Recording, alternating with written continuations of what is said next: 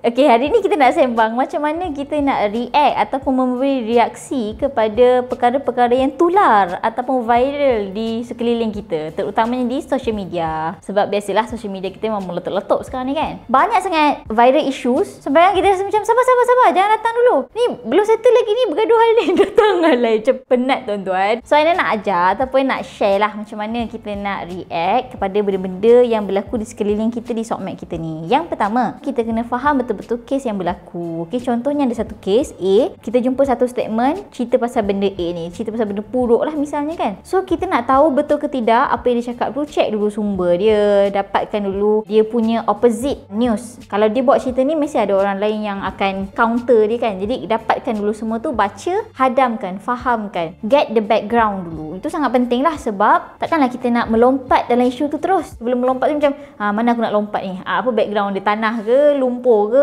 macam mana. Kena tengok dulu, itu benda penting. Yang kedua, kita kena tentukan penting ke tidak isu yang viral ni. Contohnya isu viralnya backdoor government. So kalaulah kita ni orang yang tak terkesan langsung dengan backdoor government, kita ada kerja yang stabil, kita ada bubble kita yang okey je, yang bukan political.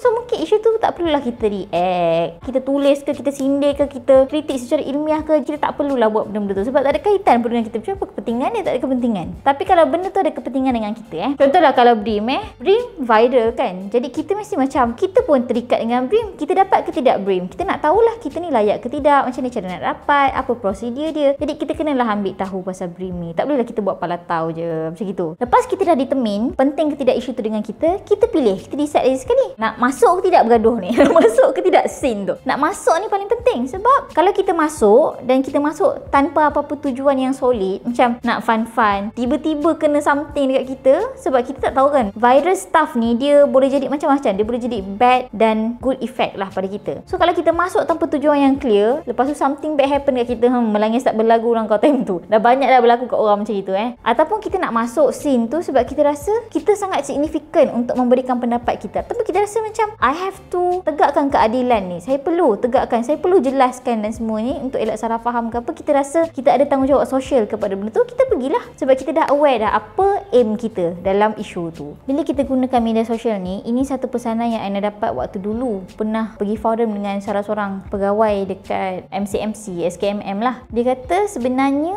macam mana peraturan kita dekat dunia nyata, macam tu jugalah peraturan terpakai dekat dunia maya. Misalnya macam orang ni langgar orang tu kan, banyak kan isu tu jadi. Kita pun tak tahu benda tu betul ke tidak, kita pun share sebab kita rasa macam perlu share ni sebab keadilan ke apa ke, kita rasa penting ke. Tiba-tiba it turns out to be salah. Banyak dah kes defamation ni tau dekat social media. So kalau kita rasa kita nak sebarkan sesuka hati kita, ikut mood kita, ikut suka hati kita, dalam keadaan banyak sangat kes yang melibatkan pengguna social media yang dah kena buang kerja, kena turun jawatan, disenyapkan apa semua ni, berhati-hatilah guna social media ni. Okay?